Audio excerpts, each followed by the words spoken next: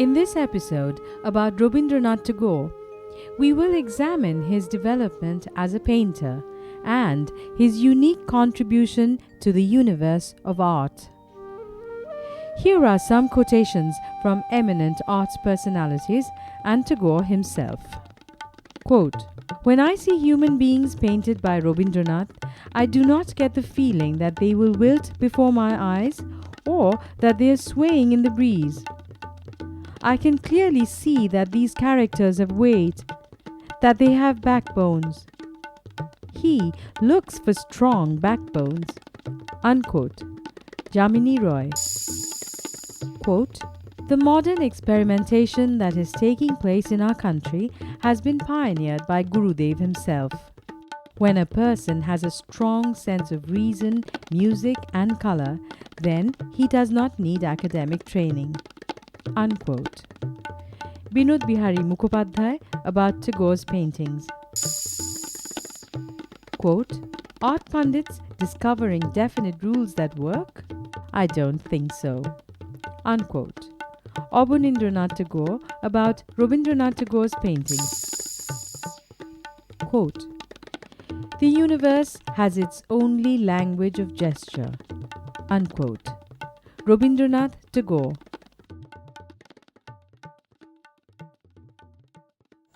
Namaskar. Rabindranath Tagore started painting at a relatively late stage in life, when he was well over 60. Several manuscripts from his youth showed doodles in the margins suggestive of a talent for drawing. But after that, until about when he was well over 60, there was nothing to show that he had any interest whatsoever in painting. Then there was a sudden transformation. Strange, fantastical shapes began to manifest themselves in his manuscripts. Crossed out sentences and paragraphs would be coupled together and embellished by him, creating a unique tapestry of words and shapes.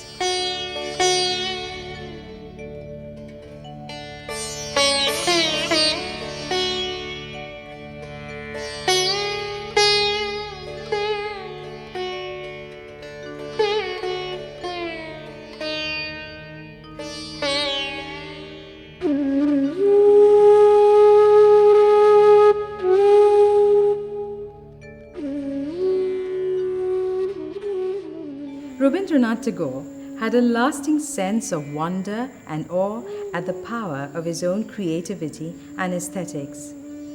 This same sense of wonderment about his urge to paint found expression in numerous letters and other writings. However, even though Rabindranath was experimenting with a new creative medium, the fact remains that had he found even a grain of dissatisfaction with it, he would not have continued painting. Nonetheless, like his music and poetry, the paintings flowed from his hands in an abundant stream of beauty. Rabindranath Tagore never trained in the craft of painting from any teacher or guru. His paintings were a reflection of his mental prowess, his imagination, and his spiritual awareness translated into lines and shapes and color.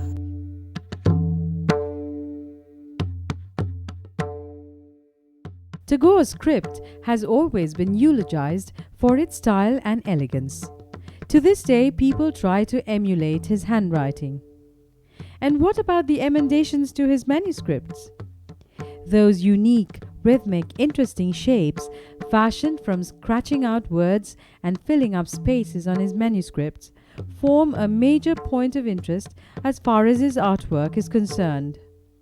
It has often been said that these calligraphic lines and shapes were the origin of his urge to paint, that they were the basis of his art. That is a moot point, however. Rabindranath Tagore once said, quote, "In the palette of my consciousness, emerald is green, ruby becomes red." Unquote. অনেকে যেমন বলেন না রবীন্দ্রনাথ শেষ বয়সে ছবি ধরেছিলেন, ওটা তো আর কোনো শেষ বয়স ছিল না, ছবির প্রথম বয়সই ছিল। যখন ছবি আঁকতে শুরু করলেন শিল্পী হিসেবে উনি নবীনিত, এবং অনেক জায়গায় অনেক কথায় তিনি বলেছেন যে ভাষা বা অক্ষর যেখানে তাকে পৌঁছে দিতে পারেনি, বর্ণ আর রেখা তাকে সেই সত্যে পৌঁছে দিয়েছিল।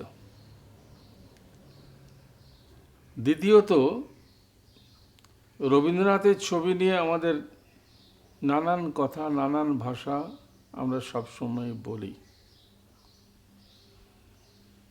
কিন্তু রবীন্দ্রনাথের সাহিত্য পরিচয়ের সঙ্গে সঙ্গে চিত্র পরিচয়ের দিকটা আমরা জড়িয়ে ফেলি।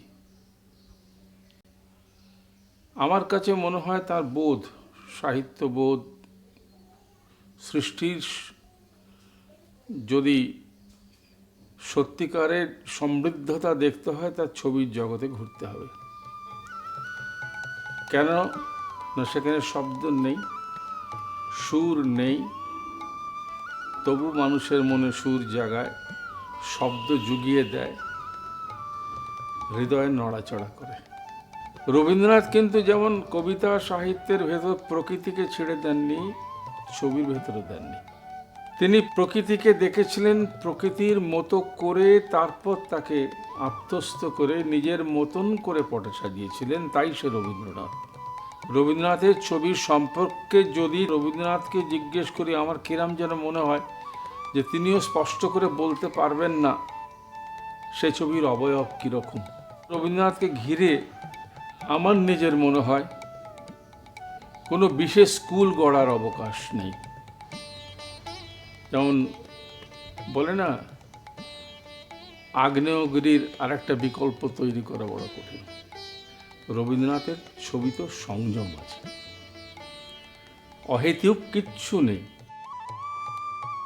আমরা রবীন্দ্রনাথের লেখা কাটা নিয়ে ছবির কথা প্রায়ই বলি, তিনি কবিতা লিখতে লিখতে কেটে দিয়েছেন, সে কাটাতে একটা অবয়ব তৈরি করেছেন।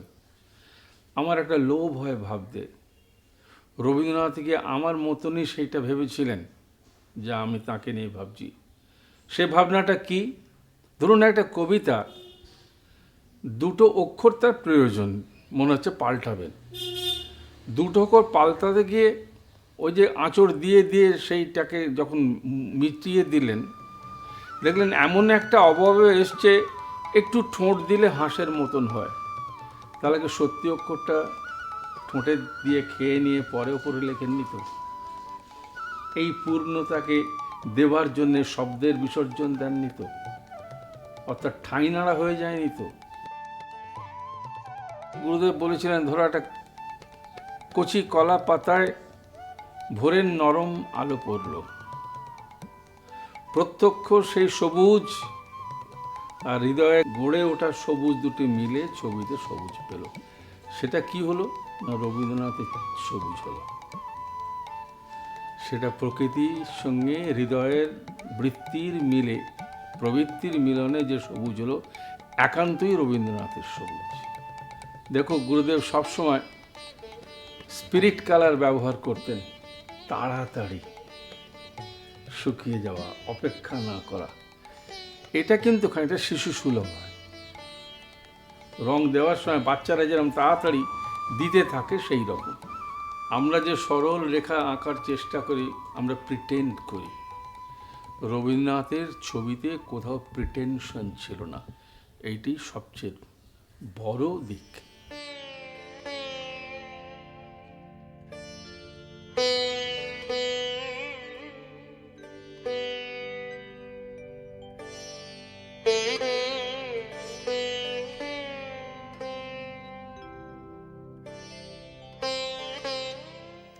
The idea of copying or emulating any standard art form or tradition, Indian or European, probably never even crossed Tagore's mind.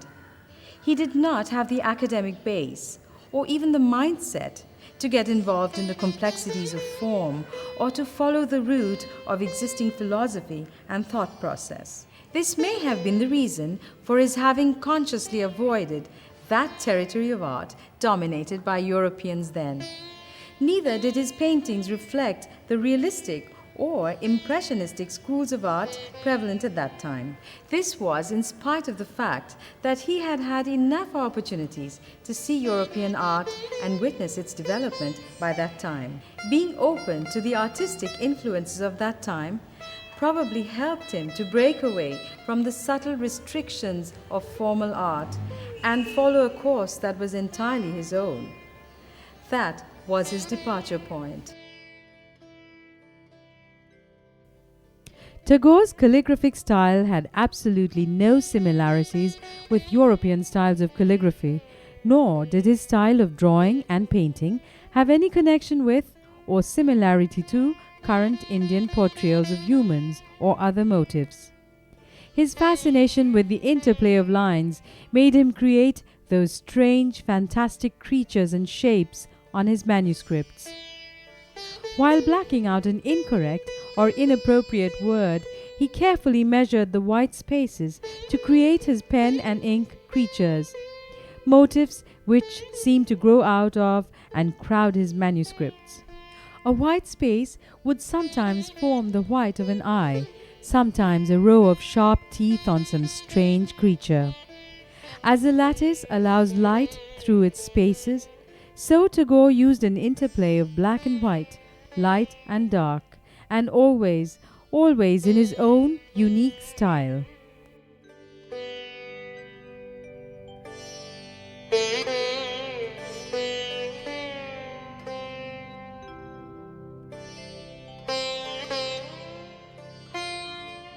রবীন্দ্রনাথের ছবির ভাষা মানের একটা দারুণ নিজস্বতা আছে।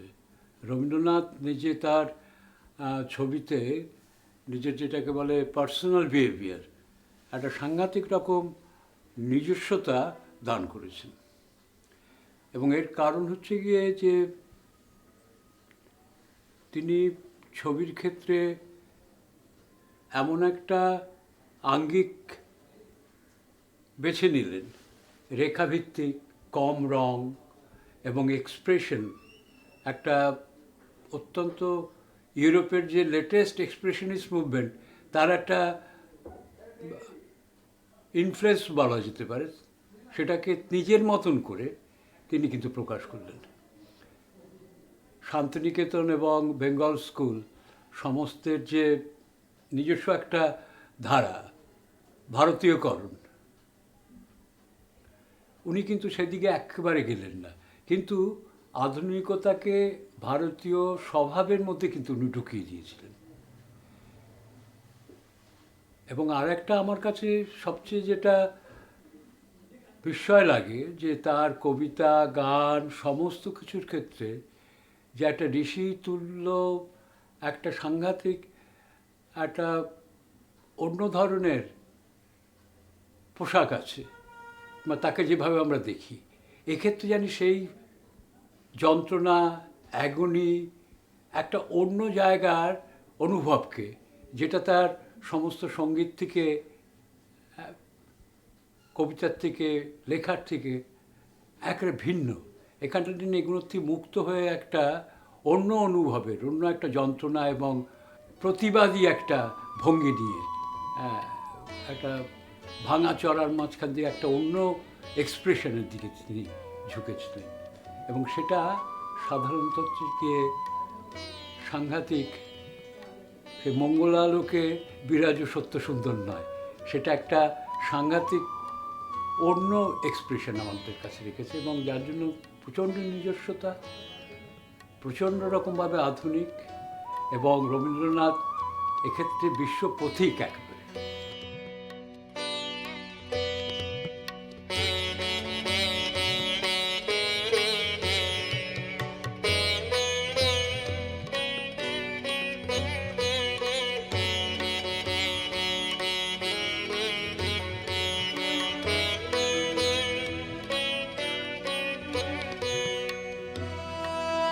Many of Tagore's paintings are vivid descriptions of the desolation of those uncertain times of the 1930s and 40s.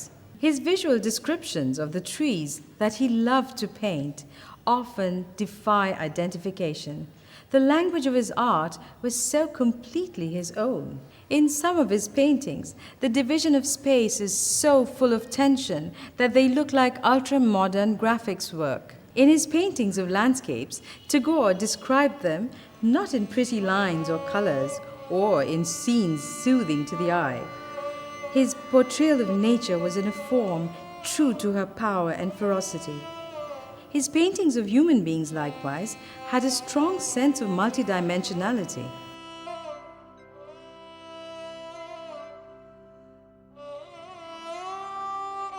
Between 1930 and 1941, Tagore painted a series of masks. This served to secure his place in the world of art as the discoverer of a new art form. He revealed the language of serenity, of expression, of light, of line, using pastels sometimes, sometimes paint, and sometimes only pen strokes.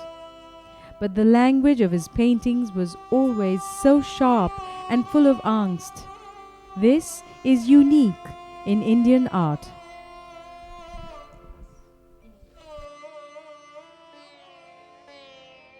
Rabindranath's paintings are of imagery which comes about through the alchemy of mind. It's neither the external thing or the external world, nor its proper representation as it is, but it's the image of the mental process that transforms the external object. That is what we find in Rabindranath's painting. His paintings are definitely about people, places, objects, situations. Now, this kind of individual's mental response taking the shape of a painting was unknown in India before Rabindranath painted his paintings. This aspect of Rabindranath's art took time to be recognized. When he first exhibited in Paris in 1930, his work was readily accepted. When he did his second exhibition in the next year in Calcutta, his acceptance of his painting was not very widespread. It really took time, almost 20 years from then, for Rabindranath to get his proper recognition as modern Indian artist. Now his paintings and drawings are treasured as national treasure. They occupy the pride of place in the collection of the National Gallery of Modern Arts in Delhi. But the largest collection is in Rabindra Bhavan of Shantiniketan, and probably the third largest collection is in Rabindra Bharati Society and Rabindra Bharati University of Calcutta. UNESCO has a very small collection of Rabindranath's work in Geneva.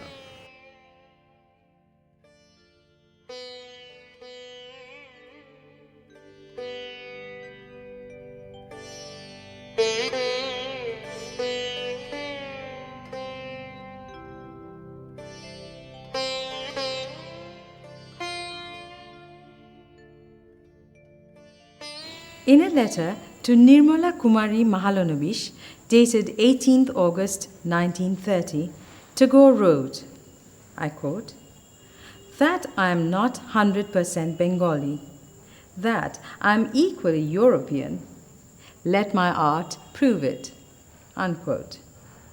As a result, Tagore created a universe of black and white, color and light that is truly international in its outlook.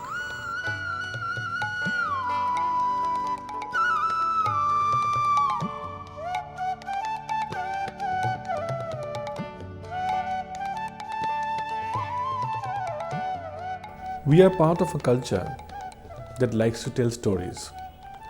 And about Tagore the painter, we have told ourselves many stories. And I think we have to get over some of these mythical elements And one of the first things that occurs to me is that we have been told that Tagore evolved as an artist, as a painter, from simple to complex, from simple arena words doodling to complex line and graphics, and into the natural landscape, and also very, very important hybrid figures. I think if we really want to look into him as a painter, we should look into his non-painting works. All of them show his sensitivity towards the color and time, and line and drawing, and various kinds of landscapes. If you look at the dialogue that he has had between himself and Albert Einstein on harmony, on the chaos, what Einstein started saying was that if you look at clouds from a distance, they look so neat, though so much woven together. But if you go very close to them, you see tiny, tiny, small particles, and these raindrops, they look so unruly. And then Tagore replied to him saying that it probably looks like the human mind, the human psychology, that there is unruly passion and desire within yourself. But then when they're woven into a character, they assume a shape of a whole, of a totality. And that's probably the beauty of the comparison between nature outside and nature inside. Now, Tagore is a painter of the nature inside. As he started painting these translating these into nature outside, that is his real-time painting, which really, we see and revel, we enjoy them. The sense of drama seems to be central to Tagore's painting. The darkness that you see in his paintings are not necessarily the darkness outside. There is this darkness inside. And one would notice that many a times he draws himself, the face and the figure, with black and white. And he is trying to experiment with his darkness. He was such an experimental person that it is this sense of experimentation which kept him alive as a painter, which gave a different dimension to his painting. Of course, one would say quite often that his return from the modern concerns to the folk, something which Gagan Tagore did, something which Jamini Rai did, and he also did. He led the pack. The trio practically brought the modernists onto the ground of the folk art, establishing very firmly Indian modern art on a different ground from the European modern art. What he says is, about the painting in particular, that there are two elements there. There is the line element and there is color element. As the line element starts and you start drawing with your lines, one kind of painting would emerge. Add color to them, there is this melody which starts getting added. So if you just retained only the line drawing, the whole picture would be very different. If you add color to it, the picture assumes another shape. And I'm sure that if Tagore had lived for another 100 years, he would have become a great sculptor also. Because then he would have added another dimension to it. There is this line, there is this color, and then there is this texture. And then he will start experimenting with the texture. The texture speaks a different kind of language.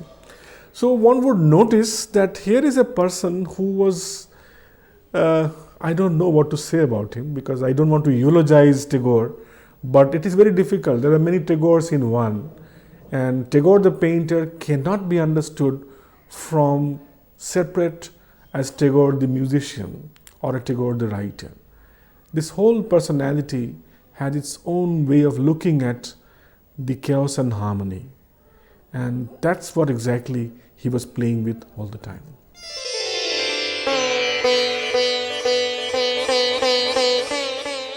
Tagore's paintings and drawings number well over 2,000. Taking into consideration the fact that he started relatively late in life, this is truly an incredible and remarkable output. That his work is undeniably original uninfluenced by any tradition or painter, Eastern or Western, is a proven fact. Individual judgments about Tagore's paintings are varied and multifarious, but it is impossible to ignore their uniqueness. Tagore's paintings thus occupy a place of major importance among his creative oeuvre. In a letter to Dilip Kumar Roy, written on 17 June 1931, Tagore wrote, I quote, "My paintings and music will reside in two separate homes on two shores, two horizons of the sea," unquote.